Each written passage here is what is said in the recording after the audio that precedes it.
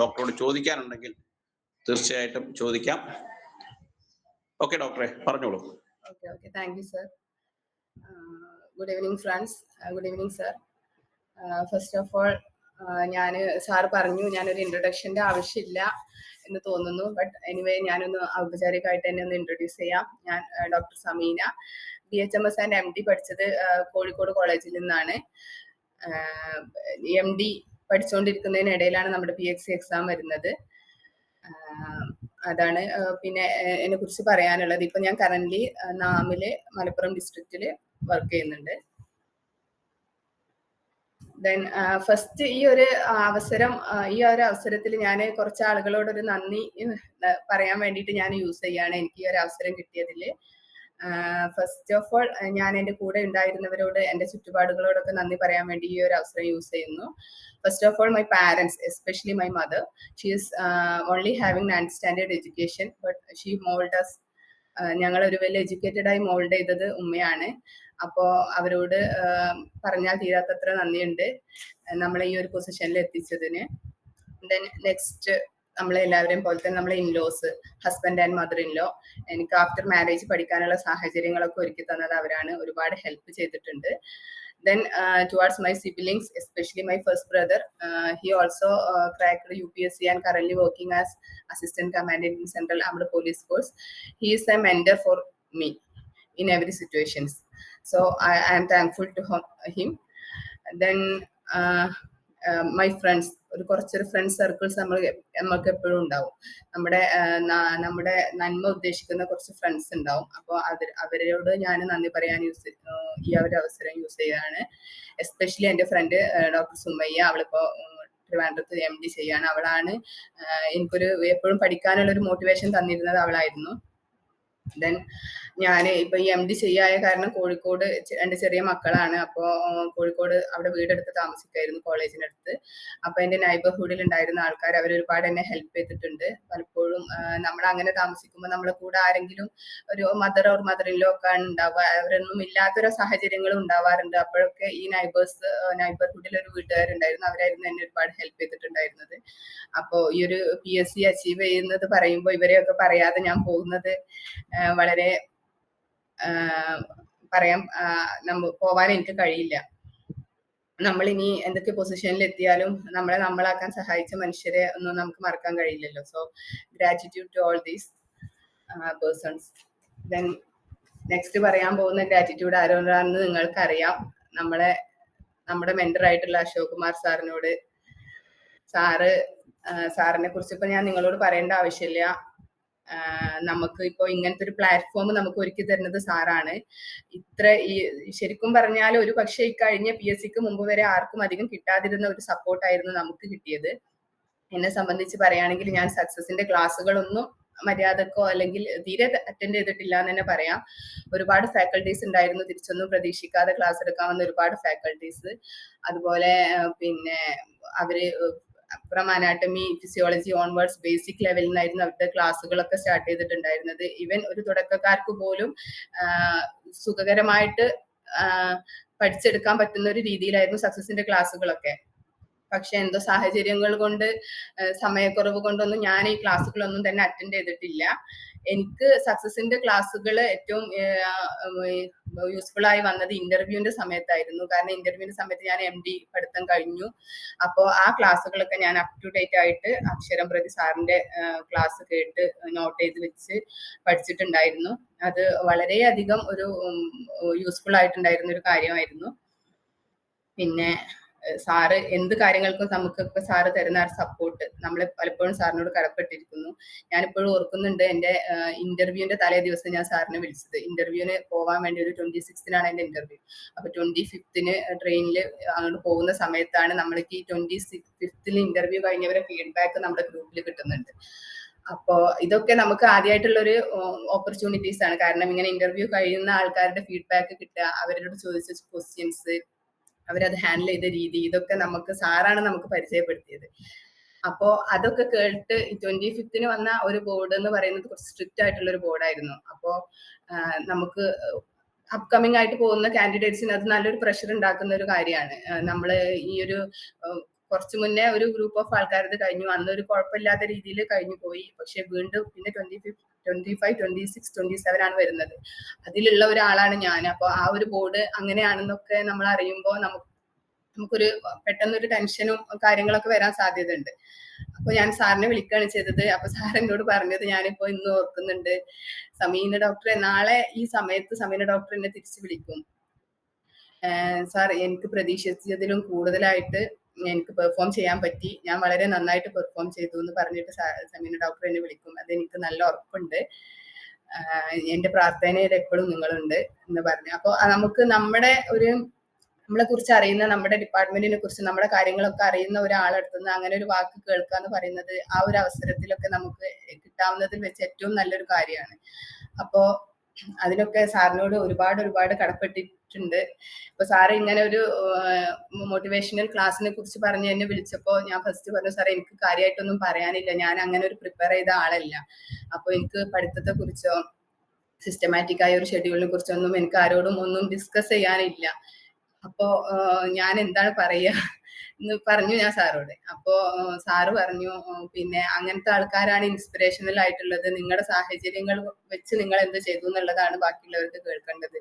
അങ്ങനെ സാറിന്റെ ഒരു സ്നേഹപൂർവമായ നിർബന്ധത്തിന് വഴങ്ങിയിട്ടാണ് ഞാൻ ഇങ്ങനെ ഒരു ക്ലാസ്സിന് ഇങ്ങനെ ഒരു സെഷൻ എടുക്കാൻ വേണ്ടിയിട്ട് വരുന്നത്. എന്തായാലും എന്റെ കാര്യങ്ങളൊന്ന് പറയാം, കൂടുതലൊന്നും നിങ്ങൾക്ക് എന്തൊക്കെ കിട്ടുമെന്ന് എനിക്കറിയില്ല. എന്തായാലും എന്റെ കാര്യങ്ങളൊന്ന് ഒരു ഒഴുക്കം മട്ടിൽ ഞാൻ പറഞ്ഞു പോവാന്ന് മാത്രം. അപ്പോ ഫസ്റ്റ് ഓഫ് ഓൾ ഈ സാർ പറഞ്ഞ പോലെ ഇതുവരെ ഷെയർ ചെയ്തവരുടെ എക്സ്പീരിയൻസിൽ നിന്ന് വിഭിന്നമായ ഒരു എക്സ്പീരിയൻസ് ആണ് എനിക്ക് ഷെയർ ചെയ്യാനുള്ളത്. കൃത്യമായ ഒരു സ്ട്രാറ്റജിയോ ഷെഡ്യൂളോ ഇല്ലാത്ത, ഒരുപാട് പോർഷൻസ് ഒന്നും കവർ ചെയ്യാത്തൊരു പ്രിപ്പറേഷൻ ആയിരുന്നു എൻ്റെത്. ഇങ്ങനെയൊക്കെ ആണെങ്കിലും PSC ക്രാക്ക് ചെയ്യണമെന്ന അതിശക്തമായ ഒരു മോട്ടീവ് എൻ്റെ ഉള്ളിലുണ്ടായിരുന്നു. അതായിരിക്കും എന്നെ ഇങ്ങനൊരു അച്ചീവ്മെന്റിലേക്ക് എത്തിച്ചതെന്ന് ഞാൻ കരുതുന്നുണ്ട്. ഫസ്റ്റ് എൻ്റെ സാഹചര്യം എന്താണെന്ന് പറയാം. ഞാൻ MD ചെയ്യാം. MD ഞങ്ങളെ ഫസ്റ്റ് 1.5 വർഷം കഴിയുമ്പോഴാണ് MDയുടെ ഫസ്റ്റ് എക്സാം ഉണ്ടാവുക. അത് കഴിഞ്ഞു സെക്കൻഡ് ഹാഫിലേക്ക് കടക്കുന്ന സമയത്താണ് ഈ PSCയുടെ നോട്ടിഫിക്കേഷനും കാര്യങ്ങളും വരുന്നത്. അപ്പൊ ഞാൻ മക്കള് 2 പേര് ചെറുതാണ്. ചെറിയ മോന് 1.5 വയസ്സ്, മൂത്താള് LKG-യിലാണ്. അപ്പോൾ അവിടെ കോഴിക്കോട് കോളേജിനടുത്ത് വീടെടുത്ത് താമസിക്കുകയാണ്. എപ്പോഴും ആരെങ്കിലും ഒരാൾ കൂടെ ഉണ്ടാവാറുണ്ട്, ആരും ഇല്ലാത്ത അവസരങ്ങളും ഉണ്ടാവാറുണ്ട്. അപ്പോൾ അങ്ങനെ മക്കളെയൊക്കെ കൊണ്ട് ഒരു വീട്ടിലും കോളേജിലും ഓടി നടന്ന് PG പഠനം തന്നെ എങ്ങനെയൊക്കെയോ കൊണ്ടുപോകുന്നതിനിടക്കാണ് ഈ PSC വരുന്നത്.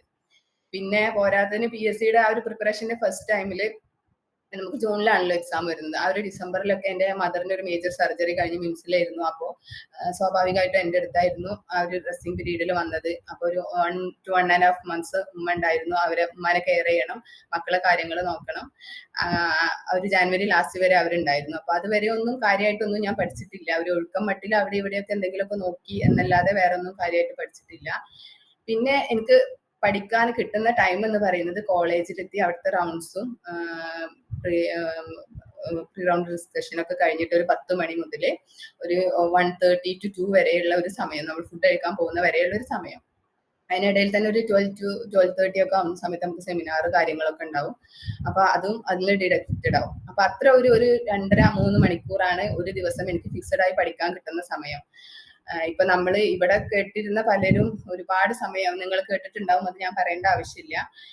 പിന്നീട് എനിക്ക് കിട്ടുന്ന ഈവനിങ് നൈറ്റ് ഒക്കെ ഒന്നും നമുക്ക് പ്ലാൻ ചെയ്യാൻ പറ്റാത്തൊരു സമയമാണ്. കാരണം വീട്ടിലായിരിക്കും. അതുവരെ നമ്മൾ കോളേജിൽ പോകുമ്പോൾ മക്കളെ നോക്കി വീട്ടിലുള്ളവരെ ഹെൽപ്പ് ചെയ്യും. പിന്നെ നമ്മൾ തിരിച്ചു വന്നാലും അവരെ ഏൽപ്പിക്കുന്നത് ശരിയല്ലല്ലോ. അപ്പോ നമ്മൾ മക്കളെ കാര്യങ്ങളൊക്കെ കഴിഞ്ഞ് അവര് കാര്യങ്ങളൊക്കെ കഴിഞ്ഞ് നമുക്ക് സമയം കിട്ടിയാൽ പഠിക്കാം, ഇല്ലെങ്കിൽ പഠിക്കാൻ പറ്റൂല, അങ്ങനത്തെ ഒരു അവസ്ഥയായിരുന്നു. നമുക്കൊന്നും പ്രീ പ്ലാൻ ചെയ്യാൻ പറ്റില്ല, ഒരു ടൈം ടേബിൾ ഇടാൻ കഴിയില്ല, അങ്ങനത്തെ ഒരു സിറ്റുവേഷൻ.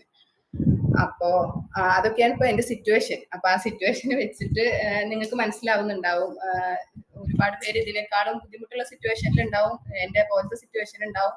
അപ്പോ നിങ്ങൾക്ക് മനസ്സിലാക്കാൻ കഴിയുന്നുണ്ടാവും എന്ന് വിചാരിക്കുന്നു. അപ്പൊ ഇതിന്റെ ഇടയിൽ വെച്ച് ഞാൻ എന്തൊക്കെ ചെയ്തത് എന്നുള്ള കാര്യങ്ങളാണ് ഞാൻ പറയാൻ ഉദ്ദേശിക്കുന്നത്. ഫസ്റ്റ് ഇപ്പൊ ഒരു പറയുകയാണെങ്കിൽ ഫസ്റ്റ് ആയിട്ട് നമ്മൾ ചെയ്യേണ്ട കാര്യം എന്ന് പറയുന്നത് നമ്മൾക്ക് കിട്ടുന്ന അവസരം നമ്മൾ കൃത്യമായി വിനിയോഗിക്കുക എന്നുള്ളതാണ്. അതായത് ഞാനിപ്പോ പറയുന്നത് നിങ്ങൾക്കിപ്പോ നിയർ ബൈ അല്ല PSC, കുറച്ച് സമയമുണ്ട്. അപ്പോ നിങ്ങൾ ഇപ്പോ നിങ്ങൾക്ക് ഇപ്പോൾ ഉള്ള സമയമോ സാഹചര്യമോ ഒന്നും ആയിരിക്കില്ല ഈ PSCയുടെ ആ ഒരു തൊട്ട് മുമ്പത്തെ ഒരു വർഷം നിങ്ങളെ കാത്തിരിക്കുന്നത്. അപ്പൊ നിങ്ങൾ ഈ ഒരു കിട്ടുന്ന സമയം സാഹചര്യം നല്ലവരാണെങ്കിൽ നന്നായിട്ട് യൂട്ടിലൈസ് ചെയ്തിട്ട് നല്ല നോട്ട്സ് ഒക്കെ നിങ്ങളുടെ കൈപ്പടയിൽ നല്ല നോട്ട്സ് ഒക്കെ ഉണ്ടാക്കി നല്ല വാസ്റ്റ് ആയിട്ട് പഠിച്ച് നല്ല പക്ക ആക്കി വെക്കുക. പിന്നെ നമുക്ക് ആ ഒരു സാഹചര്യം എന്തും ആയിക്കോട്ടെ, മേ ബി കല്യാണം കഴിയാത്തവർ കല്യാണം കഴിയും, പിന്നെ മക്കളാവും, ചെറിയ മക്കളാവും, മേ ബി നമ്മുടെ കൂടെ ഉള്ളവർക്ക് വല്ല അസുഖങ്ങളാവും. അപ്പൊ നമ്മുടെ സിറ്റുവേഷൻസ് എന്താണെന്ന് നമുക്ക് ഒരിക്കലും പറയാൻ കഴിയില്ല. അപ്പോ ആ ഒരു സമയത്ത് നമുക്ക് റിവൈസ് ചെയ്യാൻ ഈ നോട്ടുകളെ നമുക്ക് കൂടെ ഉണ്ടാവുള്ളൂ. പുതുതായിട്ടൊന്നും പഠിച്ചുണ്ടാക്കാൻ കഴിയില്ല. നമ്മുടെ കൈപ്പടയിൽ നമ്മൾ ഉണ്ടാക്കിയ നമ്മൾ പഠിച്ച നോട്ട്സ് എന്തായാലും നമുക്ക് റിവൈസ് ചെയ്യാൻ വളരെ സുഖമായിരിക്കും. അതാണ് ഞാൻ ചെയ്തൊരു കാര്യം. അതാണ് കാരണം ഞാൻ PGക്ക് പ്രിപ്പയർ ചെയ്യുന്ന സമയത്ത് എനിക്ക് അത്ര ബുദ്ധിമുട്ടില്ലാത്ത സിറ്റുവേഷൻ ആയിരുന്നു. വീട്ടിലാണ്, പിന്നെ വേറൊന്നും ചെയ്യുന്നില്ല. 3 വയസ്സായ വലിയ മോന് മാത്രമേ ഉള്ളൂ. അപ്പൊ ഞാൻ അത്യാവശ്യം വാസ്റ്റ് ആയിട്ട് അന്ന് ഞാൻ പഠിച്ചിട്ടില്ല. ഞാൻ PHFന്റെ ഓൺലൈൻ ക്ലാസ്സിന് ചേർന്നിട്ടുണ്ടായിരുന്നു. അവരെ നോട്ട്സ് കൃത്യമായിട്ട് നോട്ട് ഉണ്ടാക്കി അത് ഒരു കുറച്ച് 2-3 പ്രാവശ്യം റിവൈസ് ചെയ്തു. മര്യാദക്ക് വേറെ എക്സ്ട്രാ ബുക്കുകളോ എക്സ്ട്രാ ക്വസ്റ്റ്യൻസോ ഒന്നും ഞാൻ ചെയ്തിട്ടില്ല. അവരെ ഓൺലൈൻ ആയിട്ടുള്ള എക്സാം ഉണ്ടാവും, അത് അറ്റൻഡ് ചെയ്തിട്ടുണ്ടായിരുന്നു. പിന്നെ ഞങ്ങളുടെ PG എക്സാം ഒരു മന്തിലേക്ക് എക്സ്റ്റെൻഡ് ചെയ്ത് വെക്കുന്നുണ്ടായി അവസാനം വെച്ചിട്ട്. ആ സമയത്താണ് ഞാൻ കുറച്ചൊക്കെ ഒരു ചൗഹാൻ അങ്ങനത്തെ ബുക്കുകളൊക്കെ ആരുടെ അടുത്ത് നിന്നൊക്കെ വാങ്ങി കുറച്ച് ക്വസ്റ്റ്യൻസ് ഒക്കെ ചെയ്യുന്നത്. അപ്പോൾ എന്തായാലും ആ ഒരു നോട്ട്സ് എൻ്റെ കയ്യിലുണ്ട്. ആ ഒരു നോട്ട്സ് മാത്രമാണ് ഞാൻ ഈ ഒരു PSC പ്രിപ്പറേഷന് വേണ്ടിയിട്ട് യൂസ് ചെയ്തിട്ടുള്ളത്. അപ്പൊ അന്ന് അങ്ങനെ ഒരു നോട്ട്സ് ഇല്ലെങ്കിൽ മേ ബി എനിക്ക് ഈ ഒരു PSCയുടെ സമയത്ത് ഒന്നും ചെയ്യാൻ കഴിയില്ല. PSC അനൗൺസ് ചെയ്ത് ഞാൻ പഠിക്കാൻ വേണ്ടി ഉദ്ദേശിക്കുന്ന സമയത്ത് ഞാൻ ഫസ്റ്റ് ചെയ്തത് വീട്ടിലേക്ക് വന്നു, കോഴിക്കോട് നിന്ന് വീട്ടിൽ വന്ന് എൻ്റെ ഈ നോട്ട്സ് കളക്ട് ചെയ്ത് കൊണ്ടുപോവാണ് ചെയ്തത്. പിന്നെ പറയാനുള്ളത്, പിന്നെ ഞാൻ PSCയുടെ സമയത്ത് IHMയുടെ കോച്ചിങ് ക്ലാസ്സിന് അറ്റൻഡ് ചെയ്തിട്ടുണ്ടായിരുന്നു. പക്ഷെ ക്ലാസ് ഒന്നും ഞാൻ കേട്ടിട്ടില്ല. ക്ലാസ് കേൾക്കാനോ നോട്ട് എഴുതിയെടുക്കാനോ നമുക്ക് ഈ ഒരു കിട്ടുന്ന സമയത്ത് നമ്മളെ കയ്യിലുള്ളത് വായിക്കാൻ തന്നെ നമുക്ക് സമയമില്ല. പിന്നെ പുതുതായിട്ടൊരു ക്ലാസ് കേൾക്കാനോ നോട്ട് ചെയ്യാനോ അത് പഠിച്ചുണ്ടാക്കാനോ ഒന്നും സമയമില്ല. അപ്പൊ ഈ IHMയുടെ കോച്ചിങ് ക്ലാസ്സിൽ ഞാൻ ഇൻട്രസ്റ്റിംഗ് ആണെന്ന് ബാക്കിയുള്ളവർ പറയുന്ന അങ്ങനത്തെ കാര്യങ്ങൾ മാത്രമാണ്, അങ്ങനത്തെ ഒരു 4-5 ക്ലാസ്സുകൾ മാത്രമാണ് ഞാൻ കേട്ടിട്ടുള്ളത്. പിന്നെ സക്സസിന്റെ ക്ലാസ് കേൾക്കാൻ പറ്റിയിട്ടില്ല. അത് വീട്ടിലൊക്കെ എന്തെങ്കിലും ചെയ്യണതിന്റെ ഇടക്ക് വെറുതെ ഓഡിയോ പ്ലേ ചെയ്തിട്ട് അങ്ങനെ സ്ട്രൈക്ക് എന്ത് ചെയ്യട്ടെ എന്നുള്ള രീതിയിൽ ഒഴുക്കമട്ടിൽ അങ്ങനെ കേട്ടുവിടാന്നല്ലാതെ ഒന്നും മനസ്സിരുത്തിയിട്ട് കേട്ടിട്ടില്ല. അപ്പോ അതുകൊണ്ടാണ് ഞാൻ പറയുന്നത്, നിങ്ങൾക്ക് ഇപ്പൊ സമയവും സാഹചര്യം ഉണ്ടെങ്കിൽ നന്നായിട്ട് പ്രിപ്പയർ ചെയ്യാം. കിട്ടുന്ന സമയത്ത് നന്നായിട്ട് പ്രിപ്പയർ ചെയ്യുക. അപ്പൊ നിങ്ങൾക്ക് നെക്സ്റ്റ് ഇപ്പൊ നിങ്ങൾ എന്തായാലും ഒരു PSC നെക്സ്റ്റ് നിങ്ങളെ AIPGT ആണ് നിങ്ങളുടെ എയിം ഉണ്ടാവുക. അപ്പൊ അതിനു വേണ്ടി പ്രിപ്പയർ ചെയ്യുക. അപ്പൊ പ്രിപ്പയർ ചെയ്യുന്ന സമയത്ത് നോട്ട്സ് ഒക്കെ ഉണ്ടാക്കി നല്ല വൃത്തിക്ക് ഒന്ന് പ്രിപ്പയർ ചെയ്ത് വെക്കുക. ഇത് മേ ബി നിങ്ങൾക്ക് ഭാവിയിൽ യൂസ്ഫുൾ ആയിരിക്കും. ദെൻ നെക്സ്റ്റ് എനിക്ക് പറയാനുള്ളത് നമ്മുടെ വോക്കിംഗ് എങ്ങനെയാന്ന്, അതായത് നമ്മൾ ഈ ഒരു കുറച്ച് സമയത്തിനിടയിൽ സാഹചര്യങ്ങൾ പ്രതികൂലമായിട്ട് നിൽക്കുന്ന സമയത്ത് നമ്മൾ ചെയ്യുമ്പോൾ നമ്മൾ എപ്പോഴും സ്മാർട്ട് വർക്കിനാണ് ഇമ്പോർട്ടൻസ് കൊടുക്കേണ്ടത്. ഹാർഡ് വർക്ക് നമുക്ക് ചെയ്യാൻ കഴിയില്ല. പൊതുവേ ഞാൻ ഹാർഡ് വർക്ക് ചെയ്യുന്ന ആളല്ല. പിന്നെ ഇങ്ങനത്തെ ഒരു സാഹചര്യം ആകുമ്പോൾ നമുക്ക് ഒരിക്കലും ചെയ്യാനും കഴിയില്ല. കാരണം നമ്മൾ കുറച്ച് സമയമേ ഉള്ളൂ. അപ്പോൾ എന്ത് പഠിക്കണം എന്നുള്ളത് നമുക്ക് എല്ലാവർക്കും അറിയാം. എല്ലാതും നമ്മൾ പഠിക്കേണ്ടതാണ്. എത്ര പഠിച്ചാലും നമുക്ക് തീരൂല്ല. പക്ഷെ എന്ത് ഒഴിവാക്കണം എന്നുള്ളതാണ് നമ്മൾ മനസ്സിലാക്കേണ്ടതെന്നാണ് എൻ്റെ ഒരു ഒപ്പീനിയൻ. നമുക്ക് പഠിക്കാനുള്ളത് ഒരു സെലക്റ്റീവ് ആയിട്ട് വെക്കുക, പഠിക്കേണ്ടാത്തത് ഒഴിവാക്കുക. കാരണം ഒക്കെ കൂടെ നമുക്ക് എന്തായാലും കഴിയില്ല. ഞാൻ ഓൾറെഡി അങ്ങനെ ചെയ്യുന്ന ആളാണ്. ഇപ്പൊ യൂണിവേഴ്സിറ്റി എക്സാംസിനാണെങ്കിലും ഒക്കെ ടൈം ടേബിൾ വന്നാൽ പഠിക്കാതിരിക്കുന്ന ഒരു സ്വഭാവമുള്ള ആളാണ്. അങ്ങനെ കുറച്ച് ആൾക്കാരുണ്ടാവുമല്ലോ, ആ ഗ്രൂപ്പ് ഓഫ് പീപ്പിളിൽ പെട്ടതാണ്. പിന്നെ അപ്പോ എൻ്റെ ഫ്രണ്ട്സ് തന്നെ ചോദിക്കാറുണ്ട്, ജൂനിയേഴ്സ് ഒക്കെ ചോദിക്കാറുണ്ട്, സെമീന യൂണിവേഴ്സിറ്റി എക്സാം വരുമ്പോൾ എന്ത് പഠിക്കണ്ടെന്ന് ചോദിക്കാറുണ്ട്. കാരണം ഈ അവസാനം വെച്ച് പഠിക്കുന്ന ആൾക്കാർക്ക് അത് ഇമ്പോർട്ടന്റ് ആയിരിക്കും. അപ്പോ അത് നമ്മുടെ ഒരു യുക്തിക്കനുസരിച്ചാണ് നമ്മൾ എന്ത് പഠിക്കണ്ടെന്നുള്ളതൊക്കെ. ഇപ്പൊ നിങ്ങൾ ചെയ്യേണ്ട കാര്യമല്ല ഞാൻ പറയുന്നത്. ആ ഒരു എക്സാം ആവുന്ന സമയത്ത് നിങ്ങൾക്ക് കുറച്ച് ടൈം ഉള്ളുവെങ്കിൽ നിങ്ങൾ ചെയ്യേണ്ട കാര്യമാണ്. ഇപ്പൊ നിങ്ങൾ വാസ്റ്റ് ആയിട്ട് തന്നെ പ്രിപ്പയർ ചെയ്യണം. അപ്പൊ ഞാൻ ചെയ്തത് എന്തൊക്കെ ഞാൻ പഠിക്കുന്നില്ല എന്നുള്ള കാര്യം ആദ്യം തീരുമാനിച്ചു. ഞാൻ പഠിക്കുന്നത് എൻ്റെ കൈപ്പടയിലുള്ള എൻ്റെ നോട്ട്സ് ആണ്. പിന്നെ PHFന്റെ നോട്ട്, പിന്നെ IHMന്റെ ബുക്കിൽ നിന്നാണ് ഞാൻ FMT ഫാർമസി പഠിച്ചിട്ടുണ്ടായിരുന്നത്. അത് മാത്രം. അങ്ങനെ ഒക്കെ ഒരു സെലക്റ്റീവായി വെച്ചു. എന്നിട്ട് ഒരു 2-3 വട്ടം അത് റിവൈസ് ചെയ്യുകയാണ് ചെയ്തത്. പിന്നെ സെക്കൻഡ്ലി പിന്നെ ചെയ്യാനുള്ള കാര്യം എന്ന് പറഞ്ഞാൽ കിട്ടിയ ടൈം നമ്മൾ മാക്സിമം യൂട്ടിലൈസ് ചെയ്യുക എന്നുള്ളതാണ്.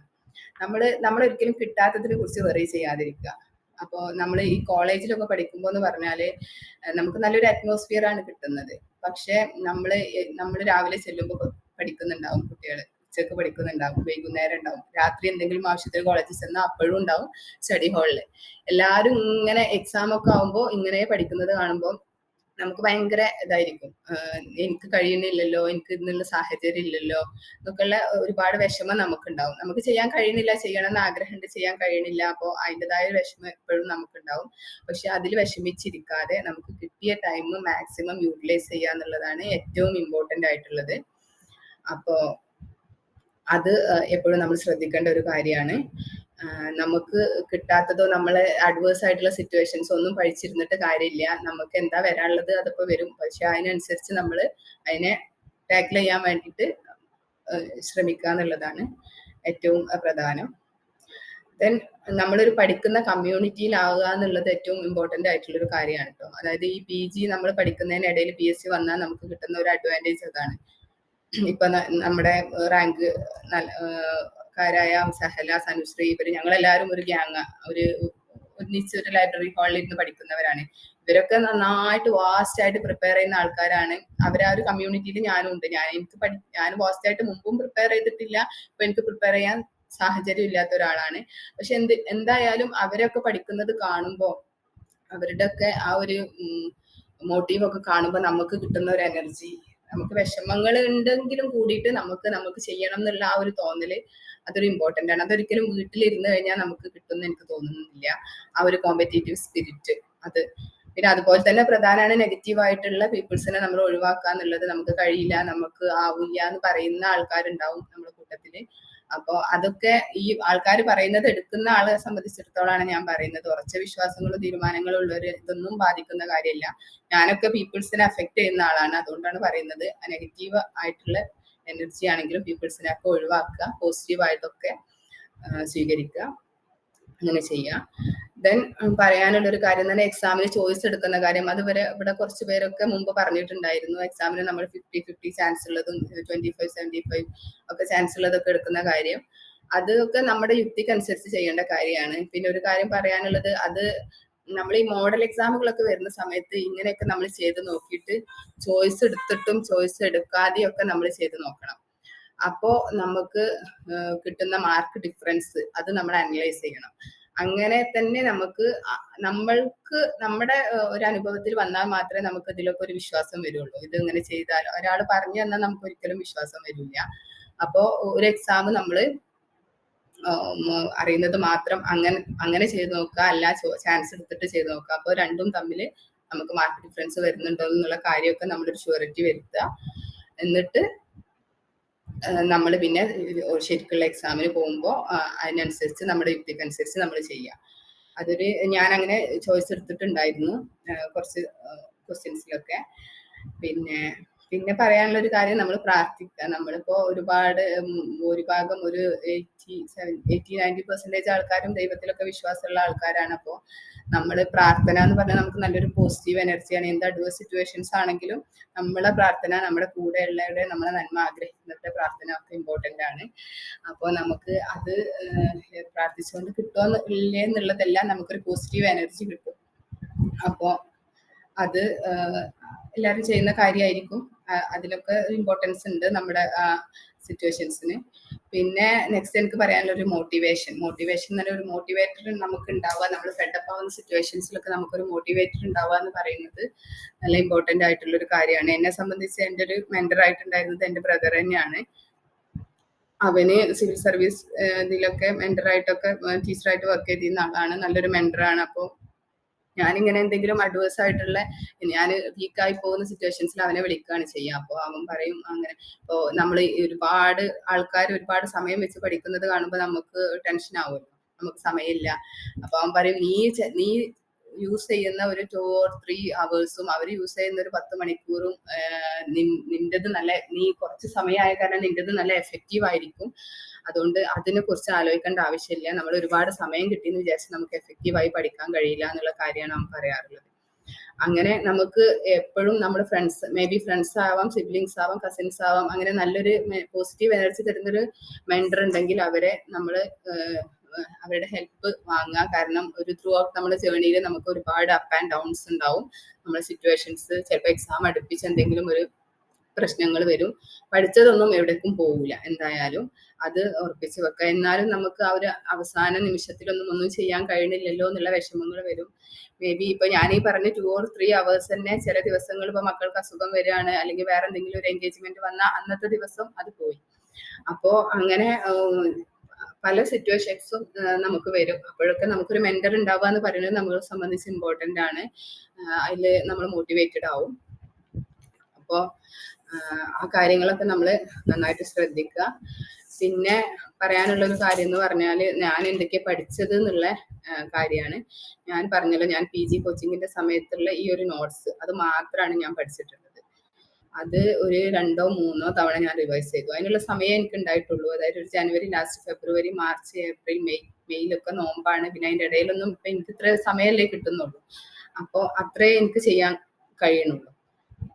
അപ്പോൾ അത് മാത്രമാണ് ഞാൻ ചെയ്തിട്ടുള്ളത്. പിന്നെ IHMAന്റെ ബുക്ക് എന്നായിരുന്നു ഫോറൻസിക് മെഡിസിനും പിന്നെ ഫാർമസിയും പഠിച്ചിട്ടുണ്ടായിരുന്നത്.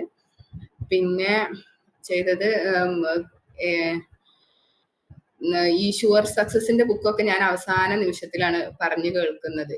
അപ്പോൾ ഞാൻ അതൊരു പിന്നെ നന്നാവുമെന്ന് വിചാരിച്ച് അതൊക്കെ വാങ്ങി. പക്ഷെ അത് ജസ്റ്റ് മറിച്ച് നോക്കുക മാത്രമേ ചെയ്തിട്ടുള്ളൂ, ഒന്നും പഠിച്ചിട്ടില്ല. കാരണം അതിൽ കുറെ ന്യൂമോണിക്സും കാര്യങ്ങളൊക്കെയാണ്. അതൊക്കെ നമ്മൾ ആദ്യം ഒരു പഠിച്ച ആൾക്ക് മാത്രമേ വീണ്ടും പഠിച്ചിട്ട് കാര്യമുള്ളൂ. എന്നെ സംബന്ധിച്ച് അത് ഒരിക്കലും യൂസ്ഫുൾ ആവില്ല എന്ന് എനിക്ക് തോന്നി. കാരണം ഞാൻ ആദ്യമായിട്ടാണ് ആ ബുക്ക് കാണുന്നത്.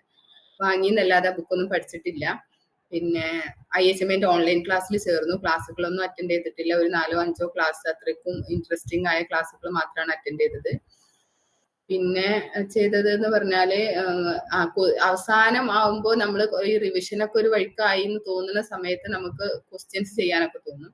അതുവരെ ഞാൻ ക്വസ്റ്റ്യൻസ് ഒന്നും ചെയ്തിട്ടില്ല. എല്ലാവരും ഒരുപാട് ബുക്സും ഒരുപാട് ഓതേഴ്സിന്റെ ബുക്ക്, ഒരുപാട് ക്വസ്റ്റ്യന്റെ ബുക്സ് ഒക്കെ ചെയ്യുന്നുണ്ട്. അപ്പൊ നമ്മൾ കാണുന്നുണ്ട്, പക്ഷെ ഞാനൊന്നും ചെയ്തിട്ടില്ല. ലാസ്റ്റ് ആ ഒരു നിമിഷത്തിലാണ് കുറച്ച് ക്വസ്റ്റ്യൻസ് ചെയ്യാന്ന് തോന്നുന്നത്, ഒരു 15 ദിവസമോ അല്ലെങ്കിൽ ഒരു മാസമോ മുന്നേ. ആ സമയത്ത് ഞാൻ ഈ സക്സസിന്റെ ക്വസ്റ്റ്യൻസ് ഉണ്ടല്ലോ, നമ്മളെ സ്പൈറൽ ബൈൻഡ് ആയിട്ട് കിട്ടും. കോളേജിന്റെ അടുത്തൊരു ചേച്ചി ഉണ്ടായിരുന്നു, ചേച്ചിന്റെ അടുത്ത് പോയി പറഞ്ഞ സ്പൈറൽ ബൈൻഡ് ആയിട്ട് കിട്ടും ക്വസ്റ്റ്യൻസ്. അപ്പൊ ഞാനത് വാങ്ങാൻ വേണ്ടി ചേച്ചിന്റെ അടുത്ത് ചെല്ലുന്നത്. അപ്പൊ ചേച്ചി പറയുന്നുണ്ട്, സെമീന നീ ഇപ്പോഴാണോ ഇതൊക്കെ കൊണ്ടുവന്നത്?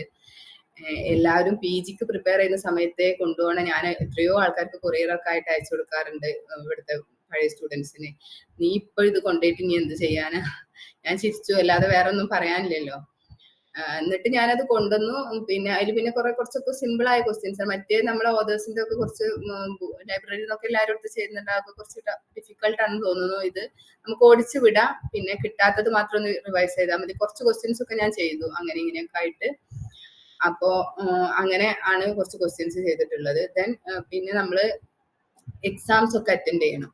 അത് ഇമ്പോർട്ടന്റ് ആണ്. നമ്മൾ വിചാരിക്കും, ഞാനന്ന് വിചാരിച്ചിട്ടുണ്ടായിരുന്നു, കാരണം കോളേജിൽ യൂണിയന്റെ വക എക്സാം ഉണ്ടാവും. പിന്നെ കോച്ചിങ് IHMAന്റെ 2-3 എക്സാമുകൾ ഉണ്ടായിരുന്നു.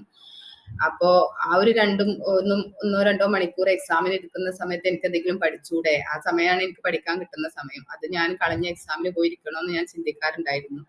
ബട്ട് നമുക്ക് എക്സാം അറ്റൻഡ് ചെയ്താൽ മാത്രമേ നമ്മളൊരു പൊസിഷൻ, നമ്മൾ എന്ത് ആയി, എവിടെ എത്തി എന്നുള്ള കാര്യം നമുക്ക് മനസ്സിലാവുള്ളൂ.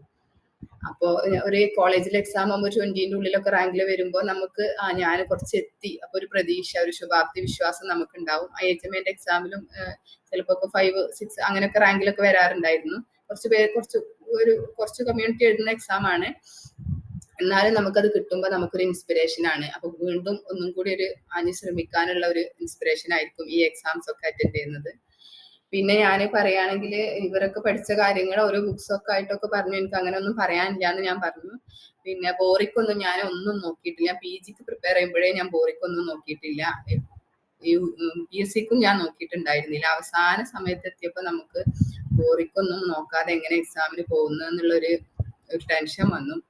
ആ സമയത്ത് ഞങ്ങളൊരു ബോറിക്ക് നോക്കാത്ത കുറച്ച് ആൾക്കാർ ഒരു കമ്മ്യൂണിറ്റി ആയിട്ട് ഈ ബോറിക്കിന്റെ റയർ മെഡിസിൻസിന്റെ പോയിന്റ്സ് മാത്രം ഒന്ന് ജസ്റ്റ് നോക്കാനുള്ള ഒരു അറ്റംപ്റ്റ് ഒക്കെ നടത്തി. പക്ഷെ അതൊക്കെ വെറുതെ ആയിരുന്നു എന്നാണ് എനിക്ക് തോന്നുന്നത്. കാരണം അങ്ങനെ നമ്മൾ ചെയ്തിട്ടൊന്നും കാര്യമില്ല. അത് ആദ്യം നോക്കിപ്പോയ ആള് നോക്കുന്നതും നമ്മൾ ഫസ്റ്റ് ആയിട്ട് നോക്കുന്നതും തമ്മിൽ നല്ല വ്യത്യാസമുണ്ട്. അതൊക്കെ വെറുതെ ഒരു സമയം പോക്കായിട്ട് തോന്നിയിട്ടുള്ളൂ.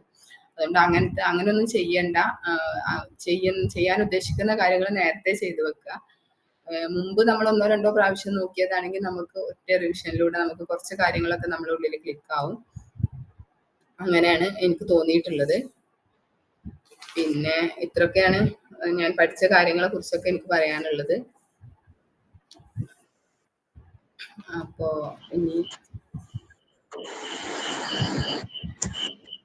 എന്താ എല്ലാവർക്കും നല്ലത് മാത്രം ആശംസിക്കുന്നു. നിങ്ങൾ വിചാരിച്ചതൊക്കെ നിങ്ങൾക്ക് കിട്ടട്ടെ, നിങ്ങൾ ആഗ്രഹിച്ചത് കിട്ടട്ടെ എന്ന് പ്രാർത്ഥിക്കുന്നു.